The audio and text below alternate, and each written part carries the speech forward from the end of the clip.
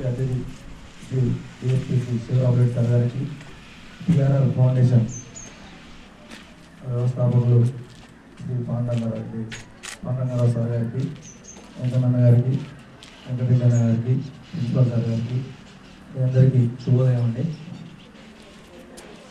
ఇక్కడ యాక్చువల్గా పాండంగారావు గారు నేను చిట్యాల్లో పనిచేస్తున్నప్పుడు ఒక 2 సార్లు కాల్ చేస్తుండే ఒక 2 ప్రోగ్రామ్స్ గురించి.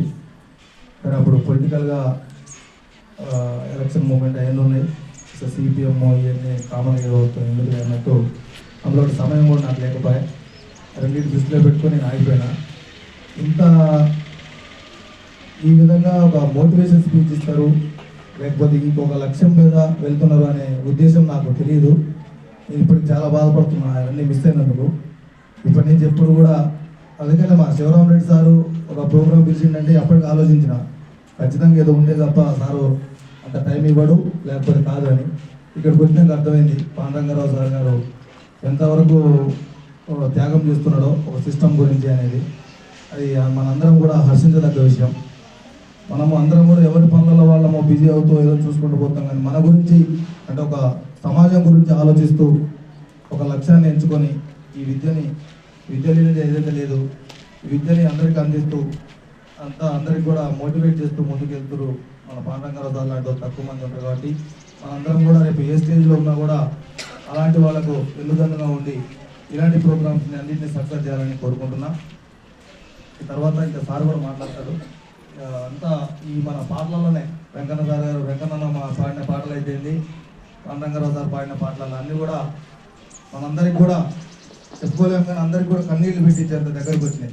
మళ్ళీ కన్నీళ్లు పెడితే పక్కన లేవనుకుంటారని అందరూ ఆగిపోయినాం. అంత మంచిగా ఉన్నాయి. అసలు మనమే రియలైజ్ చేసాం అన్నట్టు. ఎన్ని మాటలు మాట్లాడినా తక్కువ ఆ పాటల గురించి. అవి ఎప్పుడు వినే పాటలే, కానీ ఈ సందర్భంలో మీ అందరి ముందు, ఎందుకంటే అందరం పేదవాళ్ళం, ఎంతో కష్టపడి ఒక సీట్ కొట్టుకుని ఇక్కడ దాకా వచ్చిండ్రు మీరు. నేను కూడా అంతే కష్టపడి గవర్నమెంట్ పాఠశాలలో చదువుకొని ఇక్కడ దాకా వచ్చినాం. మనందరికీ కూడా అచ్చుగుద్దినట్టున్న పాటలు అవన్నీ.